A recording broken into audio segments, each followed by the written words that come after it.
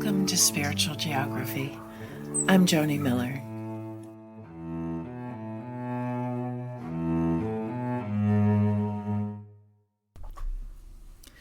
In the 1986 movie Star Trek IV, the valiant crew of the USS Enterprise traveled back in time from the 24th century to 20th century San Francisco. In one scene in a hospital, Dr. McCoy comes across an elderly woman in a hallway waiting for her kidney dialysis treatment. McCoy is disgusted at what he calls a barbaric treatment and gives her a pill to take. A short while later, the woman is seen jubilantly leaving the hospital. "The doctor gave me a pill and I grew a new kidney.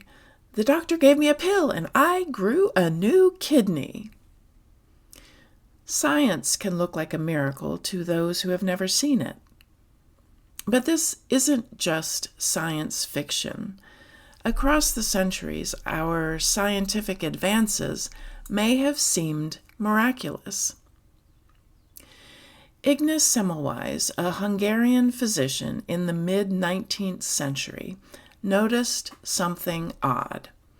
Women who gave birth in his hospital's clinic were far more likely to die from fever than those who gave birth at home or at a midwife-run clinic. Semmelweis hypothesized that doctors and medical students who often performed autopsies before attending to pregnant women were inadvertently transmitting infections from cadavers to patients. He introduced the practice of hand washing before examining patients, leading to a dramatic reduction in the mortality rate among women in the maternity ward. Semmelweis wasn't quite sure why this worked, since the germ theory of disease was still a few years away from being proposed by Louis Pasteur and his collaborators. Unfortunately, without the scientific understanding of why this simple intervention worked, hand washing did not become a standard practice until later, when the how became clear. The lived experience of fewer deaths wasn't enough to convince doctors who, like most of us, are resistant to change. And science evolves. Fast forwarding to this century, David R. Hamilton has a Ph.D. in organic chemistry and was employed in the pharmaceutical industry, working on new medications for cardiovascular disease and cancer. Researching a drug's impact involved looking at the difference between improvement in the group of research participants who were given the drug and improvement in the control group of research participants who weren't given the drug. Hamilton had to account for the placebo effect, positive improvements in the control group who weren't given the drug. He started to be far more interested in how the control group got healthier merely by believing they were given a powerful new medicine. Sometimes the impact of the medicine was almost negligible, and most of the improvement was due to this placebo effect. Hamilton wanted to understand the power of the mind to heal, so he quit his job to focus on that. In one of his 12 books, Why Woo-Woo Works, he described a University of Cincinnati study where chronic stroke patients listened to a tape guiding them through visualizations of moving the hand, arm, and shoulder of their impaired side. 6 weeks later, the visualization group had significantly better outcomes. It appears that our mind has the power to aid in our healing.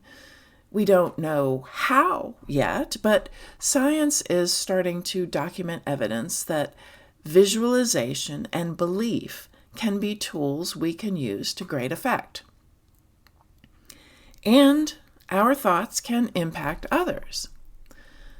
A number of years ago, the facilitator of our meditation group would do an experiment whenever there were several new people who joined.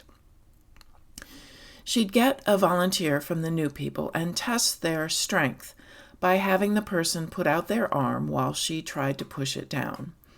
If the person was strong, she'd ask them to leave the room. Then she instructed the rest of us to imagine that person at the end of a long day. They're tired, hungry, and maybe a little cranky. Then the person comes back in. She tests their strength, and invariably, the once strong arm is pushed down as easily as a feather floating to the ground. Then the person leaves the room again. She now asks us to imagine the person as energetic and enthusiastic. When the person comes back in, they test very strong again. How and why does this work? Are thoughts energy forms that can be perceived by others, even subliminally? I don't know, but these experiments convinced me that our thoughts can impact other people. I don't need to know how it works to be careful when I visualize other people and their health circumstances. There is some evidence from research that intercessory prayer, where people pray for others, works to aid in healing, but the research is difficult to conduct and the results can be less reliable and repeatable. How do you prevent everyone in the world from praying for someone who's in the control group and isn't supposed to be receiving intercessory prayer? But there are some positive results, and some people look at the positive results from the intercessory prayer research, or they look at documented cases of spontaneous remission and say these are evidence of God's work in our lives. But correlation is not causation. Are these due to an external force or something else? We don't know how people sometimes get better through prayer yet. Maybe some people are healing because of multiple factors, like the specific condition the person has, the person's own belief in their healing, and having a community committed to visualizing that person well and whole. Maybe the miracle is that holding someone in thought with good intentions can heal. No divine intervention required.